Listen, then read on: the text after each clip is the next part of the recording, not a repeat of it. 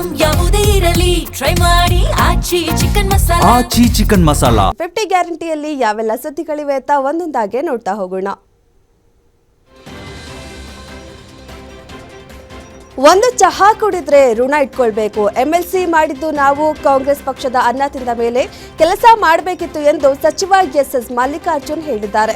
ಚುನಾವಣಾ ಪ್ರಚಾರಕ್ಕೆ ಕರೆದಿಲ್ಲ ಎಂಬ ಕಾಂಗ್ರೆಸ್ ಮುಖಂಡ ಅಬ್ದುಲ್ ಜಬ್ಬಾರ್ ಆರೋಪಕ್ಕೆ ಟಾಂಗ್ ನೀಡಿದ್ದಾರೆ. ದಾವಣಗೆರೆಯಲ್ಲಿ ಮಾತನಾಡಿ ಅವರು, ಪಕ್ಷದ ಕಾರ್ಯಕರ್ತರಾಗಿ ನಾವು ನಮ್ಮ ಪಾಡಿಗೆ ಕರೆಗಾಗಿ ಕಾಯದೆ ಪಕ್ಷಕ್ಕಾಗಿ ಕೆಲಸ ಮಾಡಬೇಕು. ಎಲ್ಲ ನಿರ್ಧಾರಗಳನ್ನು ಹೈಕಮಾಂಡ್ ತೆಗೆದುಕೊಳ್ಳುತ್ತದೆ ಎಂದರು. ರಾಜ್ಯ ಕಾಂಗ್ರೆಸ್ನಲ್ಲೀಗ ಅಲ್ಲೋಲ ಕಲ್ಲೋಲ ಸೃಷ್ಟಿಯಾಗಿದೆ. ದಾವಣಗೆರೆ ದಕ್ಷಿಣದ ದಂಗಲ್ ಮುಗಿತು ಅನ್ನೋ ಹೊತ್ತಿನಲ್ಲಿ ಮುಸ್ಲಿಂ ನಾಯಕರ ಮಧ್ಯೆ ವಾರ್ ಶುರುವಾಗಿದೆ. ಪಕ್ಷದ ಅಭ್ಯರ್ಥಿ ಸಮರ್ಥ ಸೋಲಿಗೆ ಷಡ್ಯಂತ್ರ ಮಾಡಿದ ರಿಪೋರ್ಟ್ ಹೊರಬಿದ್ದ ಬೆನ್ನಲ್ಲೇ ಪರಿಷತ್ ಸದಸ್ಯ ಅಬ್ದುಲ್ ಜಬ್ಬಾರ್ ಕೆಪಿಸಿಸಿ ಅಲ್ಪಸಂಖ್ಯಾತ ಘಟಕದ ರಾಜ್ಯಾಧ್ಯಕ್ಷ ಸ್ಥಾನಕ್ಕೆ ರಾಜೀನಾಮೆ ಸಲ್ಲಿಸಿದ್ದಾರೆ.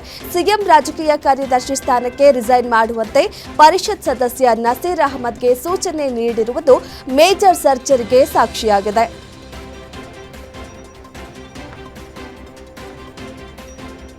ರಾಜ್ಯ ಕಾಂಗ್ರೆಸ್ನಲ್ಲಿ ಮುಸ್ಲಿಂ ನಾಯಕತ್ವಕ್ಕೆ ಜಟಾಪಟಿ ಜೋರಾಗ್ತಿದ್ದು ಭಾರೀ ಸಂಚಲನಕ್ಕೆ ಕಾರಣವಾಗಿದೆ. ರಾಜ್ಯದಲ್ಲಷ್ಟೇ ಅಲ್ಲ, ಇತರೆ ರಾಜ್ಯಗಳ ಚುನಾವಣೆಯಲ್ಲೂ ಸದ್ದು ಮಾಡ್ತಿರೋ ಅಲ್ಪಸಂಖ್ಯಾತ ನಾಯಕ ಅಂದ್ರೆ ಅದು ಸಚಿವ ಜಮೀರ್ ಅಹಮದ್ ಖಾನ್. ತೆಲಂಗಾಣ ಚುನಾವಣೆ, ಆಂಧ್ರ ಬಳಿಕ ಈಗ ಕೇರಳದಲ್ಲಿನ ಪ್ರಚಾರಕ್ಕೆ ಆಹ್ವಾನ ಬಂದಿದ್ದು ಕೇವಲ ಜಮೀರ್ ಅವರಿಗೆ ಮಾತ್ರ. ಜೊತೆಗೆ ಅಲ್ಪಸಂಖ್ಯಾತರ ವಿಚಾರಗಳು ಅಂತ ಬಂದಾಗ ಮೊದಲಿಗೆ ನಿಲ್ತಿರೋದು ಜಮೀರ್. ಇವರು ಕಾಂಗ್ರೆಸ್ಗೆ ಬಂದು 6-7 ವರ್ಷಗಳಲ್ಲಿಯೇ ಸಮುದಾಯದ ನಾಯಕರಾಗಿ ಬೆಳೆದಿದ್ದಾರೆ.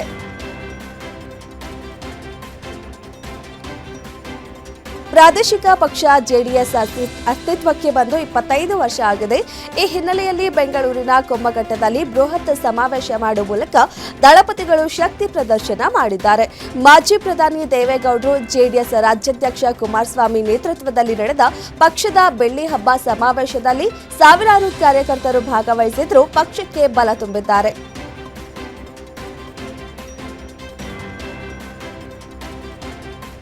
ಮಂಡ್ಯ ಜಿಲ್ಲೆಯ ನಾಗಮಂಗಲ ತಾಲೂಕಿನ ಶ್ರೀ ಕ್ಷೇತ್ರ ಆದಿಚುಂಚನಗಿರಿಗೆ ಪ್ರಧಾನಿ ನರೇಂದ್ರ ಮೋದಿ ಭೇಟಿ ನೀಡುತ್ತಿದ್ದಾರೆ. ಏಪ್ರಿಲ್ 15ರಂದು ಕ್ಷೇತ್ರದಲ್ಲಿ ನೂತನವಾಗಿ ನಿರ್ಮಿಸಲಾಗಿರುವ ಭೈರವೈಕ್ಯ ಮಂದಿರವನ್ನ ಪ್ರಧಾನಿ ಉದ್ಘಾಟಿಸಲಿದ್ದಾರೆ. ಪ್ರಧಾನಿಗಳ ಆಗಮನದ ಹಿನ್ನೆಲೆಯಲ್ಲಿ ಜಿಲ್ಲಾಡಳಿತ ಈಗ ಫುಲ್ ಅಲರ್ಟ್ ಆಗಿದೆ. ಡಿಸಿ ಕಚೇರಿಯಲ್ಲಿ ಅಧಿಕಾರಿಗಳೊಂದಿಗೆ ತುರ್ತು ಸಭೆ ನಡೆಸಿದ ಜಿಲ್ಲಾಧಿಕಾರಿ ಕುಮಾರ್ ಶಿಷ್ಟಾಚಾರ ಪಾಲನೆ ಹಾಗೂ ಸಕಲ ಸಿದ್ಧತೆಗಳನ್ನು ಕೈಗೊಳ್ಳಲು ಕಟ್ಟುನಿಟ್ಟಿನ ಸೂಚನೆ ನೀಡಿದ್ದಾರೆ.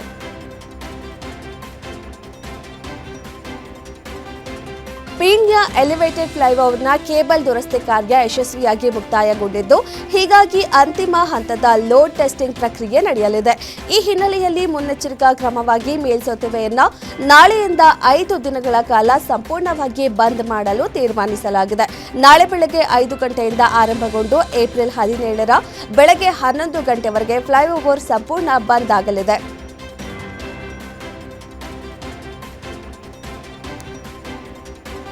2026-27ನೇ ಶೈಕ್ಷಣಿಕ ವರ್ಷದಿಂದ 6ನೇ ತರಗತಿಯಲ್ಲಿ ತೃತೀಯ ಭಾಷೆಯನ್ನ ಕಡ್ಡಾಯವಾಗಿ ಜಾರಿಗೊಳಿಸಬೇಕು. ಪಠ್ಯಪುಸ್ತಕಗಳು ಇನ್ನೂ ಲಭ್ಯವಾಗದಿದ್ದರೂ ಸ್ಥಳೀಯವಾಗಿ ಲಭ್ಯವಿರುವ ಪುಸ್ತಕಗಳನ್ನೇ ಬಳಸಿಕೊಂಡು 7 ದಿನಗಳ ಒಳಗೆ ತುರ್ತಾಗಿ ಬೋಧನೆಯನ್ನ ಆರಂಭಿಸಬೇಕು ಎಂದು ಸಿಬಿಎಸ್ಇ ಆದೇಶಿಸಿದೆ. ಈ ನಡುವೆ ರಾಜ್ಯದಲ್ಲಿ ಸಿಬಿಎಸ್ಇ ಮತ್ತು ಐಸಿಎಸ್ಇ ವಿದ್ಯಾರ್ಥಿಗಳಿಗೆ ಕನ್ನಡ ಕಲಿಯೋದು ಕಡ್ಡಾಯವಾಗಿದೆ.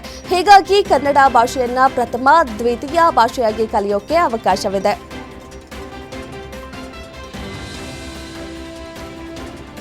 ಹುಬ್ಬಳ್ಳಿಯಲ್ಲಿ ಮತ್ತೊಂದು ಲವ್ ಜಿಹಾದ್ ಆರೋಪ ಕೇಳಿಬಂದಿದೆ. ಸಮೀರ್ ಎಂಬಾತ ಹಿಂದೂ ಯುವತಿಯರಿಗೆ ಬಲೆ ಬೀಸಿದ್ದ ಎಂದು ಆರೋಪಿಸಿ ಹಿಂದೂ ಪರ ಸಂಘಟನೆಗಳು ಅಶೋಕ್ ನಗರ ಪೊಲೀಸ್ ಠಾಣೆ ಮುಂದೆ ಬೃಹತ್ ಪ್ರತಿಭಟನೆ ನಡೆಸಿದ್ದಾರೆ. ಹಿಂದೂ ಕಾರ್ಯಕರ್ತರು ಆರೋಪಿ ಸಮೀರ್ನ ಮೊಬೈಲ್ ಚೆಕ್ ಮಾಡಿದ್ದಾರೆ. ಈ ವೇಳೆ ಸಮೀರ್ ಗಾಂಜಾ ಸೇರ್ತಿರುವುದು, ಮಾದಕ ವಸ್ತುಗಳನ್ನು ಬಳಸುತ್ತಿರುವ 10 ಫೋಟೋ ಮತ್ತು ವಿಡಿಯೋಗಳು ಪತ್ತೆಯಾಗಿದೆ.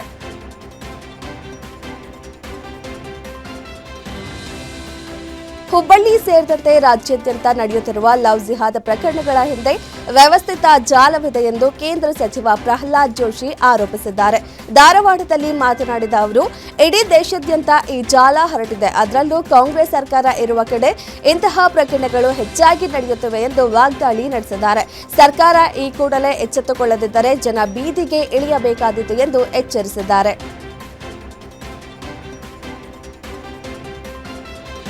ಸಾರ್ವಜನಿಕ ವಲಯದಲ್ಲಿ ಭಾರೀ ಕುತೂಹಲ ಮೂಡಿಸಿರುವ ಮಾಜಿ ಜಿಲ್ಲಾ ಪಂಚಾಯತ್ ಸದಸ್ಯ ಯೋಗೀಶ್ ಗೌಡ ಕೊಲೆ ಪ್ರಕರಣದ ತೀರ್ಪು ಹೊರಬೀಳುವ ಹಂತದಲ್ಲಿದೆ.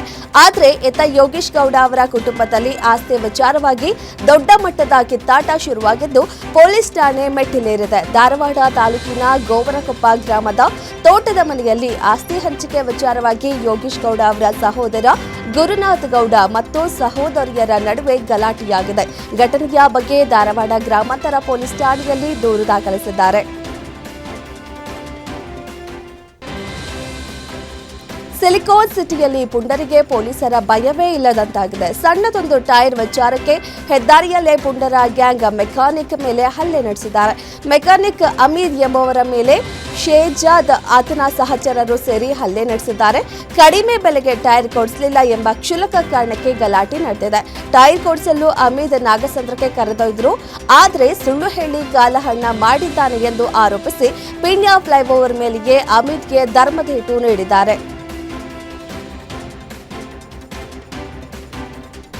ದಕ್ಷಿಣ ಕನ್ನಡ ಜಿಲ್ಲೆಯ ಗಡಿಭಾಗದ ಕಡಬ ತಾಲೂಕಿನ ನೆಕ್ಕಿಲಾಡಿಯ ಐತೂರು ಗ್ರಾಮದ ಬಳಿ ಕುಮಾರಧಾರಾ ನದಿ ತಟದಲ್ಲಿ ಕಾಡಾನೆಗಳ ಹಿಂಡು ಪ್ರತ್ಯಕ್ಷವಾಗಿದೆ.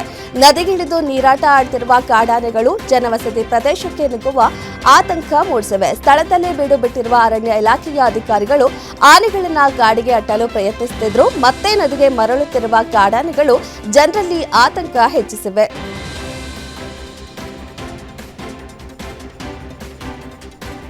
ಮಂಡ್ಯ ಜಿಲ್ಲೆಯಲ್ಲಿ ಸುರಿದ ಭೀಕರ ಗಾಳಿ ಮಳೆಗೆ ಅನ್ನದಾತರು ಕಂಗಾಲಾಗಿದ್ದಾರೆ. ಮದ್ದೂರು ತಾಲೂಕಿನ ವಡ್ಡನದೊಡ್ಡಿ ಗ್ರಾಮದ ವಿನಯ್ ಎಂಬುವರಿಗೆ ಸೇರಿದ ಸುಮಾರು 2 ಎಕರೆ ಬಾಳೆ ತೋಟ ಸಂಪೂರ್ಣ ನಾಶವಾಗಿದೆ. ಫಸಲು ಬಂದು ಕೈಗೆ ಸಿಗುವ ಹೊತ್ತಲ್ಲೇ ಗಾಳಿ ಮಳೆ ರೈತನ ಕನಸಿನ ಮೇಲೆ ತಣ್ಣೀರೆರಚಿದೆ. ಈ ಮಳೆಯಿಂದಾಗಿ ಸುಮಾರು 2 ಲಕ್ಷ ರೂಪಾಯಿಗೂ ಅಧಿಕ ಮೌಲ್ಯದ ಬೆಳೆ ಹಾನಿಯಾಗಿದೆ. ಸರ್ಕಾರ ಕೂಡಲೇ ಪರಿಹಾರ ನೀಡಬೇಕೆಂದು ಒತ್ತಾಯಿಸಿದ್ದಾರೆ.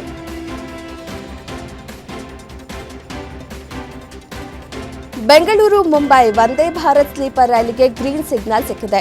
ಈ ಸಂಬಂಧ ರೈಲ್ವೆ ಇಲಾಖೆ ಸಚಿವ ಅಶ್ವಿನಿ ವೈಷ್ಣವ್ ಮಾಹಿತಿ ನೀಡಿದ್ದಾರೆ. ವಂದೇ ಭಾರತ್ ಸ್ಲೀಪರ್ ರೈಲಿಗೆ ಸಂಸದ ಪಿಸಿ ಮೋಹನ್ ಬೇಡಿಕೆ ಇಟ್ಟಿದ್ರು. ಸಂಸದರಿಗೆ ಪತ್ರ ಬರೆದು ಹೊಸ ಟ್ರೈನ್ಗೆ ಅನುಮತಿ ಸಿಕ್ಕ ಬಗ್ಗೆ ಅಶ್ವಿನಿ ವೈಷ್ಣವ್ ಮಾಹಿತಿ ಕೊಟ್ಟಿದ್ದಾರೆ.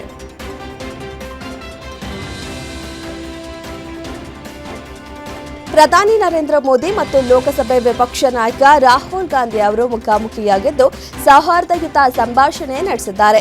ಇಬ್ಬರು ನಾಯಕರು ಸೌಹಾರ್ದಯುತ ರೀತಿಯಲ್ಲಿ ಕೆಲವು ಮಾತುಗಳನ್ನು ವಿನಿಮಯ ಮಾಡಿಕೊಂಡ್ರು. ಪ್ರಧಾನಿ ಮೋದಿ ಮತ್ತು ರಾಹುಲ್ ಗಾಂಧಿ ನಡುವಿನ ಸಂಕ್ಷಿಪ್ತ ವಿನಿಮಯವು ಭಾರೀ ಕುತೂಹಲ ಕೆರಳಿಸಿದೆ.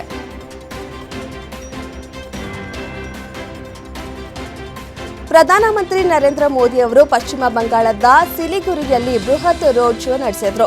ಪ್ರಧಾನಿ ಮೋದಿಯನ್ನ ನೋಡಲು ಜನರು ಹೆಚ್ಚಿನ ಸಂಖ್ಯೆಯಲ್ಲಿ ಜಮಾಯಿಸಿದ್ರು.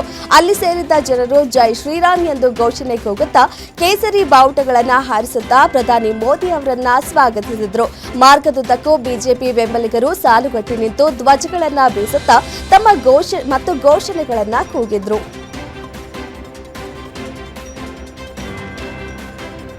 ಪಶ್ಚಿಮ ಬಂಗಾಳದಲ್ಲಿ ವಿಧಾನಸಭಾ ಚುನಾವಣೆಗೆ ದಿನಗಣನೆ ಶುರುವಾಗಿದೆ. ಚುನಾವಣಾ ರ್ಯಾಲಿಗೂ ಮುನ್ನ ಪ್ರಧಾನಿ ನರೇಂದ್ರ ಮೋದಿ ಹೊಸ ಪ್ರಯೋಗ ನಡೆಸಿದ್ದಾರೆ. ಇದೇ ಮೊದಲ ಬಾರಿಗೆ ತಾವೇ ಕ್ಯಾಮೆರಾದ ಎದುರು ನಿಂತು ಪ್ರಧಾನಿ ಮೋದಿ ತಮ್ಮ ಹಿಂದೆ ಸೇರಿದ ಜನಸಾಗರವನ್ನ ಪರಿಚಯಿಸುವ ಮೂಲಕ ಪಶ್ಚಿಮ ಬಂಗಾಳದ ಚುನಾವಣಾ ಅಖಾಡದ ಬಗ್ಗೆ ಮಾಹಿತಿ ನೀಡಿದ್ದಾರೆ.